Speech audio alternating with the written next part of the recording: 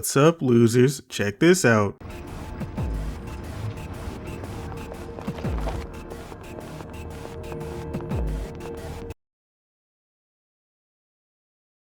You're cheating. I'll have to punish you. I guess not all of them are totally weak, but they still don't stand a chance against me. How in the world am I doing this, you ask? Well, I'll show you right now. Let's get into it. With my vision, I'll guide you all to victory.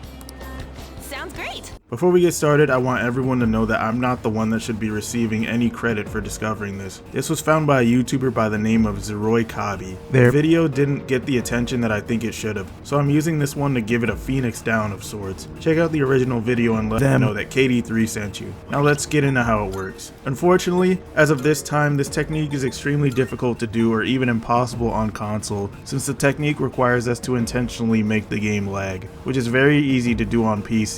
So I'll be showcasing this method on PC. You also need to be in full screen, otherwise this method will not work. OP also says that this glitch is easier to do at lower frame rates, but I've been able to do this consistently while playing at 120 FPS. By consistent, I mean like 99% of the time. So you know how once you step into a certain area on a Guardian floor, the dialogue from your navigator triggers? Well, it turns out that the area in which that dialogue triggers is actually very small. That means if we can somehow skip over it, we can skip the boss fight entirely. And according to OP, intentionally creating lag makes it possible to skip over the trigger point. So how do we intentionally create lag? That's where being in full screen comes in. If you run towards the trigger point, get as close as you can and alt tab out of the game before you reach the trigger point, you'll create a big enough lag spike to skip over the dialogue trigger area, thus skipping the boss fight. I've had the most success doing this technique by holding my controller in my right hand and keeping my left hand on my keyboard. My overlay shows you my inputs and how I time them when performing this technique. I hold R2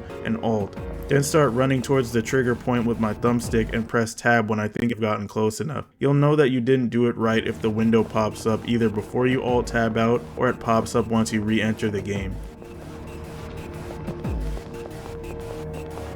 So quiet.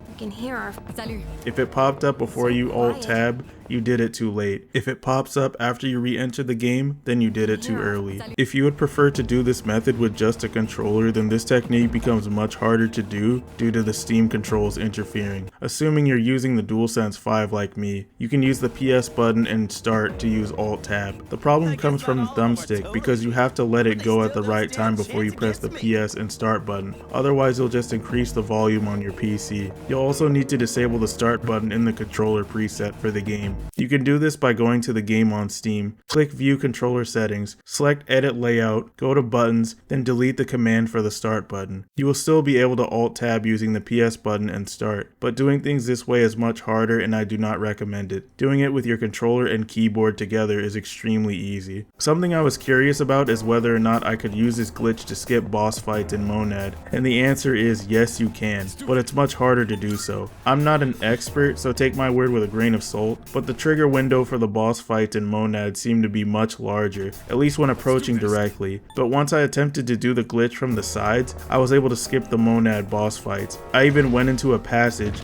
skipped every boss fight using this glitch, and managed to grab all of the loot inside.